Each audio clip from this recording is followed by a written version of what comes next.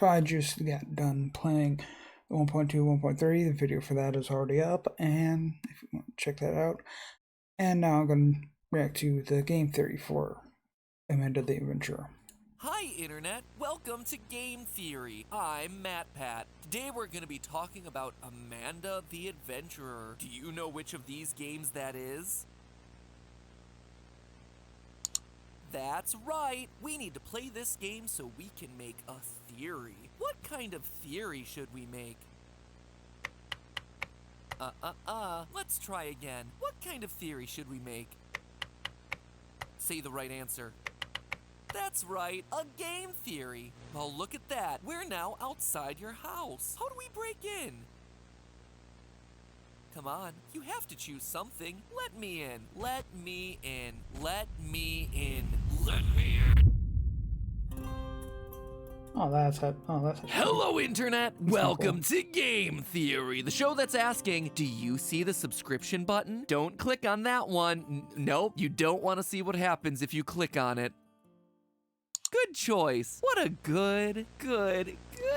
Dora the Explorer. She's cute, she's funny, she's willing to stare at you for hours with her cold, dead eyes. Can you say vamos a la fiesta?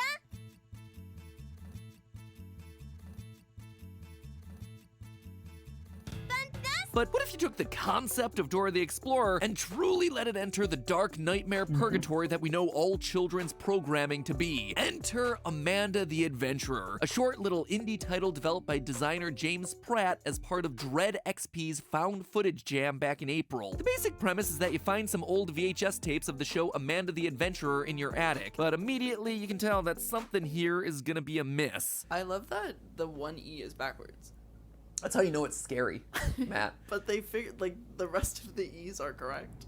This is the scary E! In true Dora the Explorer fashion, Amanda wants you to click on specific things or spell certain words, pausing an awkwardly long amount of time for you to figure out what the correct answer is. Do you know where the store is?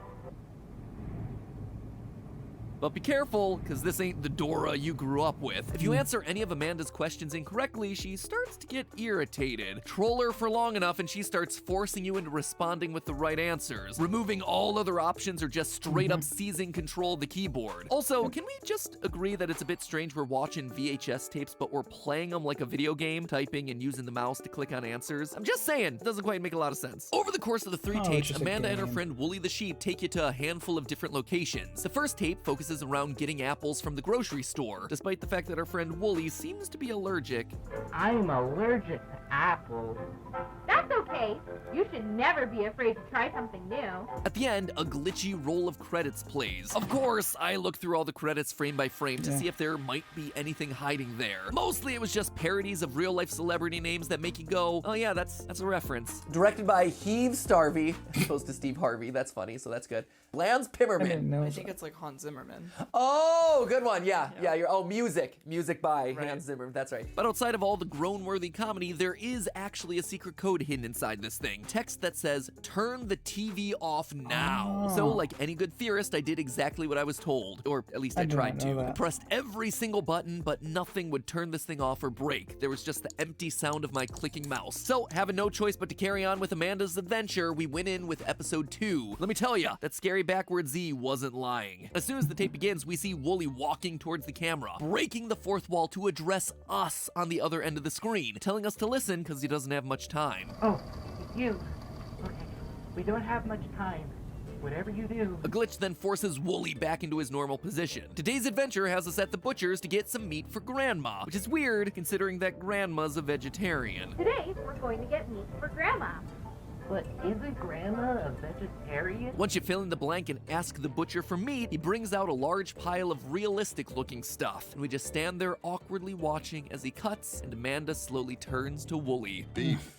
It's what's for dinner. Apparently not tonight, friends. More like lamb chops. We start the third tape and our sheep friend is gone with nothing but a small pile of wool left in his place. Episode 3 is all about going home, but we're not escorting Amanda back to her place. Oh no. She wants into our house. else. Her body begins to contort, demonic whispers start to crescendo. We hear the distorted phrase, "Say hello." When we finally decide to let her in, we're met with a final jump scare. A monster in what appears to be a living room. Our living room. Look at the wallpaper in the background. Now look at the wallpaper in the room where we've been That I watching these definitely tapes on noticed TV. before. It's an exact match. Everybody sound the Afton alarm. Amanda, in true indie horror game fashion, has broken out of her game in order to kill us. And then that's it. Roll credits. Like I said, it's short, sweet, full of creepy moments, perfect for an indie horror let's play. But as for theories, yeah, there's not so much there. It's pretty cut and dry. Just a classic monster disguised as a kid's cartoon character wants out of this game story. Or at least that's how it was. But since the initial release of Amanda the Adventurer, there have been more and more updates to this thing. Each one adding secret tapes to the game that start building out who or what exactly these characters are. The first and most obvious change when you open up any of the updates is this picture suddenly appearing on the wall. Two children playing together with their I knew eyes that was scratched different. out. Clearly, this has been added after the fact to mean something. Now, the playful, childlike pose seems to indicate a brother and a sister. They also have the same hair color, which, if this was normal life, would mean practically nothing. But in video game speak, that's shorthand for these people are clearly related. Also, you notice anything familiar about the girl in the photo? Yellow shirt, blue pants. It's the exact same as another little girl we know, Amanda. Could this girl be our adventurer? Well, let's look back at the interactions between Wooly and Amanda on the tapes. On the second VHS, when Amanda and Wooly want to go and buy some meat, they both refer to Grandma as Grandma. Calling her a familial title seems to indicate that she's a grandma to both of them. Again, implying that these two might actually be related. Could it be that this brother and sister in the picture are also Wooly and Amanda? Brother and sister somehow transported into the world of the show. Certainly seems that way. Beyond the picture on the wall, the three updates have all worked largely the same way. When you get to the butcher scene, Amanda asks you to tell the meat man what you need. Normally, the answer is meat, but if you type the word lamb in specifically in I knew honor it of had to be Wooly, lamb. a new tape appears on your pile. Putting this one into the VCR reveals different clues depending on which update you're playing. Update 1.1 gives you three knew they real were photos: different. a house, a forest trail, and a butcher shop with a load of pigs hanging knew- from hooks. I Update knew- 1.2 replaces the image that you find on the secret fourth tape. This time, it reveals the image of a real forest with a big red circle marking part of it. Seems to be continuing the 1.1 update and the forest trail that we saw. When you see the red circle in the forest, it then prompts you for an answer. The correct word is Wooly. Clearly, this is where Wooly, or should I say the boy who would become Wooly, was buried after being butchered, literally, by Amanda, his own sister. Wait a minute, nostalgic IP, creepy tapes, dead kid? Ladies and gentlemen, we just got the game theory bingo! At this point, I was just excited for update 1.3. Couldn't wait to see how it would expand upon the unfolding story. And when it came out, I was not prepared for the roller coaster that it would take me on. In the most recent update, we're not met with realistic photos, but instead one final adventure for Amanda and Wooly as they search for buried treasure out in the middle of the forest. Three ominous mounds loom in front of us, and Wooly is clearly not his usual self. He's distracted, almost like he's here against his will. Amanda asks you to click on the correct mound, and once you do, things take a very dark turn. I brought a crowbar, a rope, and a shovel. We already used the crowbar for the door. We used the rope for... And now we only have the shovel. Yeah, is it normal to need a noose on your adventures there, Amanda? That's It's what I then that thought Wooly it- that's completely what I breaks thought the rope character, was just gonna like he use did for. at the start of episode 2, proclaiming that he doesn't care what Amanda's gonna do to him. He grabs the camera and talks to us directly. You, take the tape out now and destroy them. Burn them. Whatever. Just get rid of these other tapes. Do you hear me? You Oh, can't this let was anyone such a else disturbing moment watch for me. these. Amanda, like a possessed child, begins to float in the background, transforming into the monster. If Wooly wasn't dead already at the butcher shop, well, he certainly is now. But his outburst does give us some valuable insight. Notice what he says. No, I can't let you do this anymore.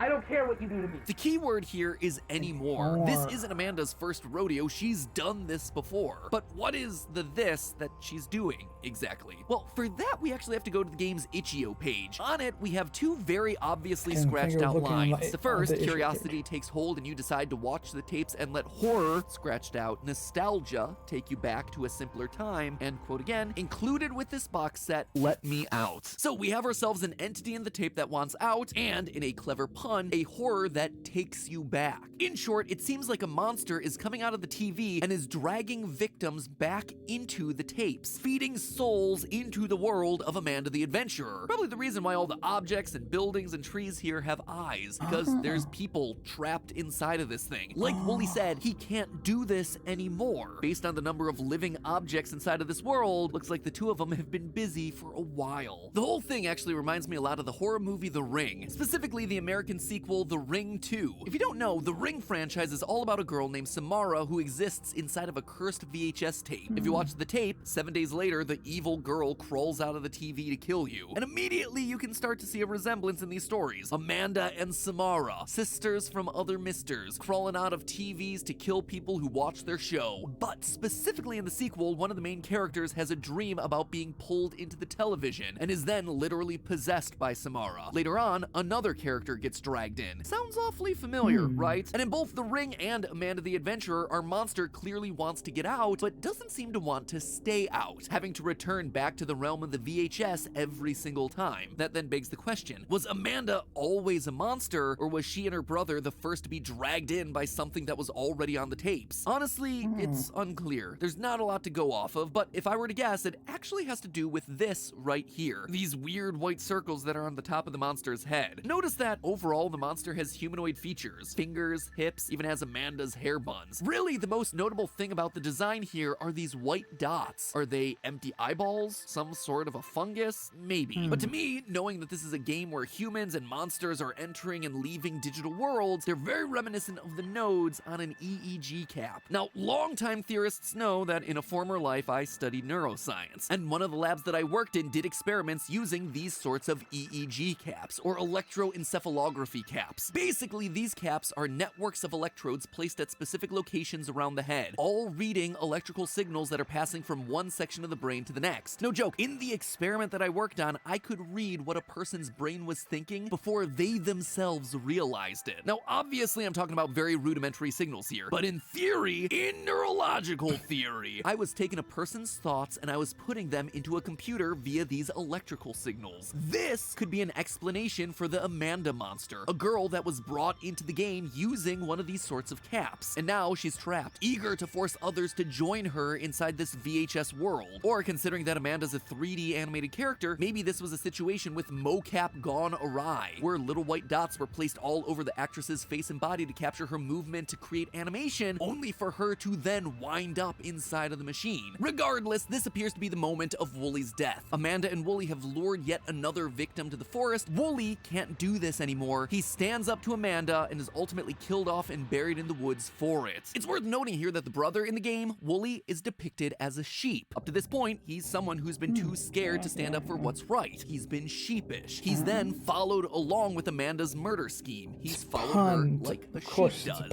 Finally, like a sheep, when he does try to fight, he's ultimately slaughtered. Either way, the tapes don't stop at Wooly's murder. In the second half of this newest installment, once Wooly's been dealt with by Amanda, the video then shifts to found footage. Not just real images, but actual video of someone with a flashlight wandering through the woods. Eventually, they reach a pile of sticks that almost looks like a shrine. They place this most recent tape underneath the sticks and pull out a lighter, ready to burn it, except then they hear the familiar whispers of demonic force. The same whispers that you hear at the end of the game once you free the monster. They wind up not burning the tape, instead taking it back to the truck and lying about burning it to someone else on the phone. Yeah, I found the place. It was just off the highway. The tapes are all destroyed too. Apparently this thing has a hold of our protagonist. But the key detail here is this. Was I followed? No, I don't think so. Who'd be following me? It seems like there's someone else, or a group of people out there who are trying to gather these tapes because they understand the power the tapes hold. Swiper? No swiping those evil possessed tapes. Oh man! Throughout the video, we see a box these tapes came in with an additional VHS that reads, "Destroy tape, do not watch." Clearly, people know about the evil that's on these things. The last owner did, well, the literal least amount possible to prevent people from unleashing that evil. Seriously, a label on the box telling people not to watch? Come on, man! This is not how you prevent a demonic uprising. So, Amanda the Adventurer, a series of tapes where a girl is drawn into a fictional world and trapped there, and then who goes on to capture anyone who dares watch the cursed episodes for themselves. themselves. Her brother was partners with her for a while, a sheepish boy who followed her lead only to be slaughtered when he got cold feet. And now the conspiracy between mysterious groups trying to capture the tapes and harness the power inside for themselves. I mean, that is some seriously scary kids content. Almost as scary as those Spider-Man Elsa channels. But hey, that's just a theory. A game theory. Thanks for watching. Hey, that gave me a little more insight on more of the game. There are some things I did know, some things I didn't know. Yeah, I guess it's a good thing to look at the actual pages you get the games from to know more about it. Anyway, hope you enjoyed this reaction. If you did, subscribe. Check out other stuff I've done, and see you next time. Bye-bye.